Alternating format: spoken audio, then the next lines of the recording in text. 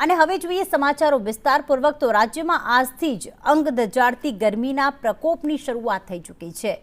પોરબંદરમાં આજે heat વેવનું orange alert આપવામાં આવ્યું છે તો સાથે સાથે રાજકોટ, જૂનાગઢ અને કચ્છમાં હીટ વેવનું યલો એલર્ટ આપવામાં આવ્યું છે। સુરેન્દ્રનગરમાં સિઝનનું સૌથી વધુ 43 ડિગ્રી તાપમાન નોંધાયું, એની એક દિવસ પહેલા 42.8 ડિગ્રી નોંધાયું હતું। રાજ્યના 8 જિલ્લાઓમાં તાપમાન 40 ડિગ્રીને પાર પહોંચ્યું છે। અમદાવાદમાં 40 ડિગ્રી તાપમાન નોંધાયું, જ્યારે ગાંધીનગરમાં 39.9 ડિગ્રી તાપમાન।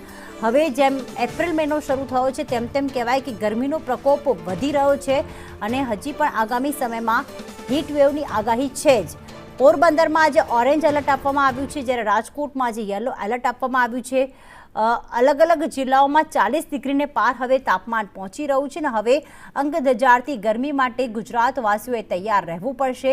અમે ખાસ મોસમ અપડેટમાં આપણે આંકડા બતાવી રહ્યા છીએ કે કયા જિલ્લામાં કેટલા ડિગ્રી તાપમાન નોંધાયું। સૌથી વધુ તાપમાન સુરેન્દ્રનગરમાં નોંધાયું 43 ડિગ્રી।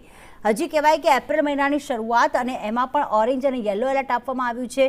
જેમ જેમ દિવસ પસાર થાય છે, સૂરજ માથે આવે છે, તેમ તેમ વધુને વધુ ગરમી પડી રહી છે।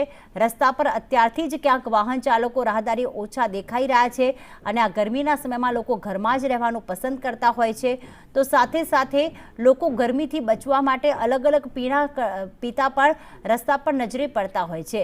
ગરમીનું યલો એલર્ટ અને ઓરેન્જ એલર્ટ સૌરાષ્ટ્રમાં આપવામાં આવ્યું છે તો સાથે સાથે આગામી સમયમાં ઉત્તર મધ્ય ગુજરાતમાં પણ ત્યાંના વાસીઓને અંગ દજાડતી ગરમી માટે તૈયાર રહેવું પડશે અને આજથી જ હીટ વેવની આગાહી કરવામાં આવી છે।